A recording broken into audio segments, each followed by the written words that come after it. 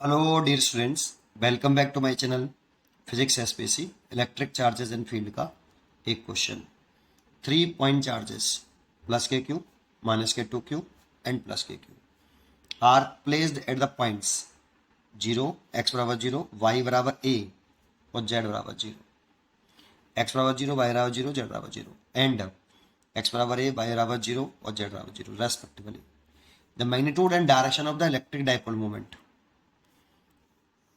vector of this charge is assembled by root 2 qa along positive x direction, root 2a along y direction, root 2a along the line joining the parts points, ये दोनों point और ये solution.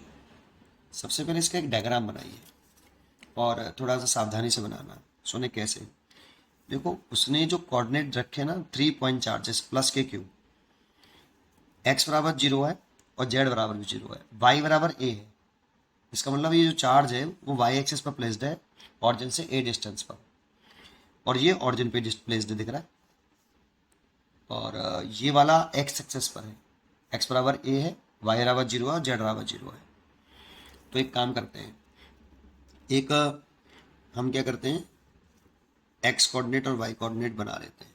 ये origin हो गया बेटा, ये आपकी एक्स एक्सिस हो गई और ये आपकी वाई एक्सिस हो गई, और जेड एक्सिस कुछ इधर की तरफ बना लेते हैं, मान लेते हैं कि this is a Z axis.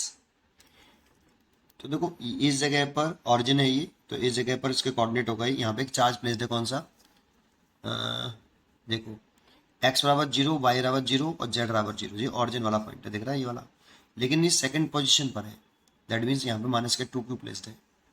ठीक है, तो यहाँ पे माइनस के 2 क्यूब चार्ज प्लेस कर लो, ये माइनस के 2 क्यूब, और ये ऑरिजिन हो गया 0 0 और 0, और प्लस के क्यू है इस वाले पॉइंट पर, एक्स बराबर 0, वाई बराबर ए और जेड बराबर 0। मतलब वाई बराबर ए है जी, एक्स 0 और जेड 0 है, मतलब वाई एक्सेस पर है। मान लो यहाँ पर एक पॉइंट है, ये रहा, यहाँ पर आपका प्लस के क्यू चार्ज प्लेस्ड है। ये प्लस के क्यू, इसके कोऑर्डिनेट है 0 ए और 0, मतलब ये डिस्टेंस ए हो गई यहाँ से यहाँ तक ए। तीसरा जो चार्ज प्लेस्ड है ये भी प्लस के क्यू है, और ये एक्स बराबर ए है, वाई बराबर 0 है और जेड बराबर 0 है। तो एक्स बराबर ए है, तो जितनी डिस्टेंस ये है उतनी लगभग बनाना। ये रहा, ये कुछ यहाँ है, ये प्लस के क्यू है और इसके कोऑर्डिनेट ए कॉमा 0 कॉमा 0, मतलब ये डिस्टेंस ए है। अगर देखा जाए तो ये ए है और ये ए है, तो ऐसे इमेजिनेशन कर लेते हैं हम, ऐसे।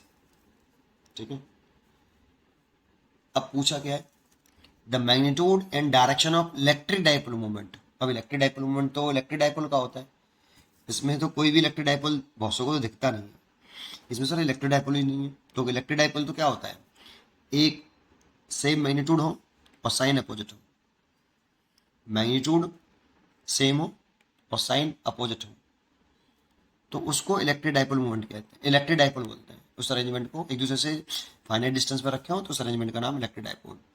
लेकिन एक जित दोनों का मैग्नीट्यूड सेम होना चाहिए चार्जेस का, और साइन अपोजिट होना चाहिए, जबकि इसमें ऐसा है नहीं। इनका मैग्नीट्यूड तो सेम है लेकिन साइन अपोजिट नहीं है, इनका मैग्नीट्यूड सेम नहीं है, साइन अपोजिट है। सर इसमें तो इलेक्ट्रिक डाइपोल ही नहीं है। तो है बेटा, क्या करना है, इस माइनस को 2q को आप ऐसे बना लो कि एक ये रहा चार्ज और एक ये रहा, कॉन्टैक्ट में रखें। तो इस पर माइनस के क्यू चार्ज है और इस पर भी माइनस के क्यू चार्ज है, ऐसे। ये माइनस के क्यू, ये माइनस के क्यू, तो इसमें दो इलेक्ट्रिक डाइपोल बन जाएंगे। एक तो इलेक्ट्रिक डाइपोल ये वाला बन जाएगा और एक इलेक्ट्रिक डाइपोल मोमेंट ये वाला बन जाएगा। तो इलेक्ट्रिक डाइपोल मोमेंट की डायरेक्शन होती है नेगेटिव चार्ज से पॉजिटिव चार्ज, ऐसे। तो इस इलेक्ट्रिक डाइपोल मोमेंट को मैं लिख सकता हूँ कि इसकी डायरेक्शन इधर की तरफ होगी और P1। ऐसे ही इस इलेक्ट्रिक डाइपोल मोमेंट की डायरेक्शन इधर की तरफ होगी, ये आपका P2। अब इलेक्ट्रिक डाइपोल मोमेंट की वैल्यू क्या होती है, तो electric dipole moment P is equal to होता है magnitude of either charge, magnitude of either charge multiplied by separation between minus के क्यू एंड प्लस के q, that means dipole length. और इसकी डायपोल लेंथ 2L लेट करो। अब बच्चे याद कर लेते हैं Q इंटू 2L, वो जरूरी नहीं है 2L। इनकी अगर सेपरेशन तुमने L लेट करी है, दोनों के बीच की सेपरेशन, तो Q इंटू L ऐसे, और 2L लेट करिए तो 2L, मतलब माइनस क्यू प्लस क्यू के बीच की जो भी सेपरेशन कंसिडर करेंगे वही आएगी यहाँ पे। सेपरेशन पे ध्यान दो, ऐसे मत याद करो Q इंटू 2L, वो स्टैंडर्ड होता है, ठीक है। अगर 2L सेपरेशन है तो 2L आएगा, ठीक है। चलिए, तो आपको क्या लगता है P1 कितना होना चाहिए? तो मैग्नीट्यूड ऑफ आधा चार्ज, दैट मीन्स Q, ये भी माइनस क्यू, ये प्लस के Q, into separation, shortest separation कितनी है? ए। तो इतना मैग्नीट्यूड हो गया और ये इसकी डायरेक्शन हो गई। ऐसे P2 देखें तो मैग्नीट्यूड ऑफ चार्ज तो Q ही है और सेपरेशन भी A है, तो P1 और P2 यहाँ पे दोनों मैग्नीट्यूड में बराबर हैं ये। लेकिन हमें नेट डायपोल मोमेंट निकालना है बेटा, इसीलिए देखो दोनों के बीच में कितना एंगल है? P1 और P2 के बीच में 90 डिग्री है। तो net dipole moment, net electric dipole moment of the system, पूरे सिस्टम का देखें, और देखो इसमें कोई इलेक्ट्रिक डायपोल नहीं है। इसके लिए मत कर लेना सर एक इसका होगा, क्योंकि ये प्लस का क्यू है और ये भी प्लस का क्यू है, डायपोल ही नहीं है बेटा। डायपोल मोमेंट इलेक्ट्रिक डायपोल का होता है, ठीक है। इसलिए यही दो डायपोल मोमेंट होंगे यहाँ पे, उन दोनों का नेट निकालें तो P is equal to root के अंदर P1 का स्क्वायर प्लस P2 का स्क्वायर प्लस 2P1 P2, और एंगल देखो ये कितना एंगल है? 90 डिग्री। तो ये 90 डिग्री है तो कॉस 90 डिग्री। तो P1 और P2 बराबर हैं, देखो यहाँ पे ये, और P1 P2 बराबर हैं तो P1 का स्क्वायर प्लस P1 का स्क्वायर, और ये कॉस 90 जीरो हो गया, इसलिए रूट के अंदर 2P1 का square, that means P1 root 2, और P1 की वैल्यू है QA, तो QA root 2। Dipole moment net का मैग्नीट्यूड तो इतना आ गया बेटा, ये तो मैग्नीट्यूड आया अभी, मैग्नीट्यूड। तो देखो मैग्नीट्यूड तो ये भी ठीक है, ये भी ठीक है, ये भी ठीक है, ये गलत है, ये तो पक्का ही गलत हो गया। अब रूट 2 QA तो आ गया, अब डायरेक्शन भी पता होनी चाहिए, तो टिक करेंगे, ठीक है। अब डायरेक्शन कैसे निकालें? तो देखो ये नेट डायपोल मोमेंट निकाला है P1 P2 का, ये मैग्नीट्यूड में कैसे है? इक्वल।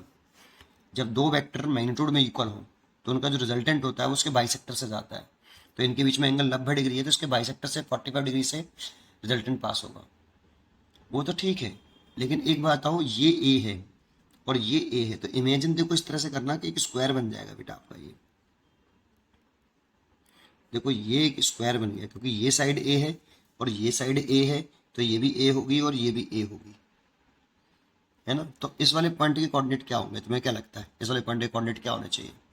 एक्स बराबर ए है और वाई बराबर भी ए है, और जेड में तो चले ही नहीं है, तो ए कॉमा 0, यही तो होंगे। अब ये स्क्वायर है तो इसका जो डायगोनल होगा ये वाला, तो ये स्क्वायर का बाइसेक्टर होता है डायगोनल, 45 डिग्री हो गया ये। और डायपोल मोमेंट देखो P1 P2 बराबर है, इनके बीच में 90 डिग्री है, तो इनका जो रिजल्टेंट होगा वो डायपोल मोमेंट रिजल्टेंट जो होगा वो इसके बाइसेक्टर से जाएगा, दैट मीन्स P नेट जो होगा वो इस तरह से होगा।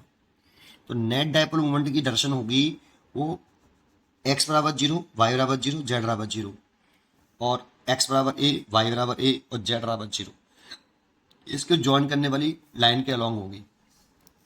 तो देखते हैं, अलॉन्ग एक्स एक्सिस तो है नहीं, अलॉन्ग वाई एक्सिस भी नहीं है। Along the line joining points x बराबर 0, y बराबर 0, z बराबर 0। तो देखो इस वाले पॉइंट के कोऑर्डिनेट कितना है? 0 0 0, एंड x बराबर a, y बराबर a, तो इस वाले पॉइंट के कोऑर्डिनेट कितने हैं? x बराबर a, y बराबर a और z 0 है। इसका मतलब यही चॉइस करेक्ट है। उम्मीद करता हूँ कि आपको ये क्वेश्चन जरूर समझ में आया होगा। पढ़ते रहिए और खुश रहिए। Thank you.